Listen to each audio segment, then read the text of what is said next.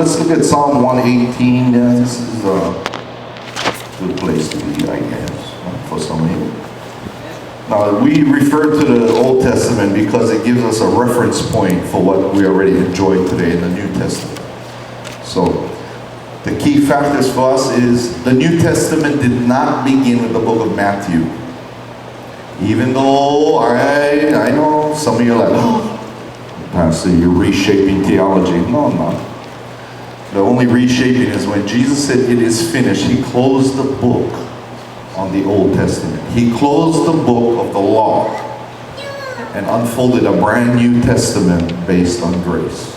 Okay, grace is not something that's the fad nowadays. We've been preaching grace for a while now. For some of you old timers, we've been preaching grace longer than you've been here. Here's the key for you. Grace is not something you want to get. It's something you already have. What we want to embrace in this church is kingdom. Okay, everybody say kingdom. Kingdom is not a place we're going to go when we die. Because nowhere in the Bible is kingdom capitalized. So if it was a place, it would be capitalized. Kingdom is who you are. Or you are a kingdom citizen serving a king. Now understand this. We all understand this in the word, right? Jesus is the King of... Wait now. King of... Lord of... So at the very least, you are a king and a Lord. Okay, because he's the King of...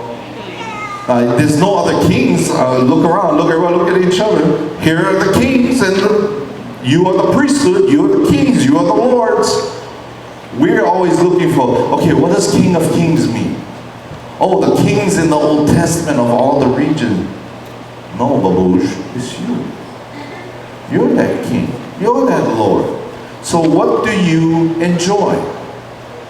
What would a king enjoy?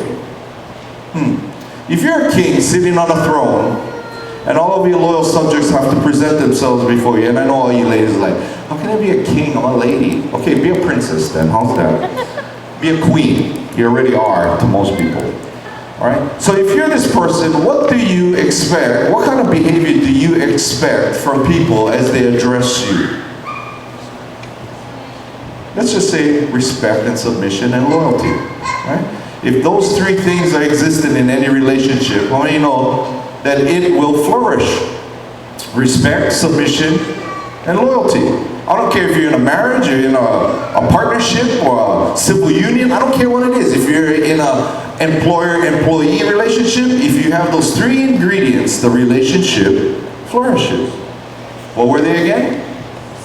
Respect, what else? Submission, and loyalty. You're only as good, now remember this now, if you want these three things to happen in these of your loyal subjects, how do you know that the king of you, the King of Kings, demands the same thing from you? Respect, submission, loyalty. How loyal are you? Remember, you serve the ones above you. It's about a family unit, okay? Church is not a government. This is where the Western church makes huge mistakes. It's a kingdom. It means it's a family. We're all a family unit. How well are we submitted to the least of these, Jesus said. You see, it's not about them doing it for you, it's about you doing it for them. You see, it's about us to the least of these. Therefore you get this, because remember, you're lesser than Jesus above you. And here's the real key, right? It's not like this, it's like this. Because you're seated in heavenly places. It's a oneness. That's why submission, loyalty, and respect come into play, because you are one with Christ. Don't buy into this theory. And some of you did this, you posted on Facebook when I said, you see these bumper stickers, he is greater than I. Don't believe that. He is equal to you. And you are equal to him. Why? Because you can't be one if there's one greater than the other. Remember, Jesus died so we could all be together. Not in a pecking order. Okay? Although there is the appearance of a pecking order, Us wrapped up in Jesus, we are seated in heavenly places. In Christ makes us one with him. Jesus said, he was as the Father is, and the Father is as he was. So if you're in Jesus, guess what happens now? There's no separation.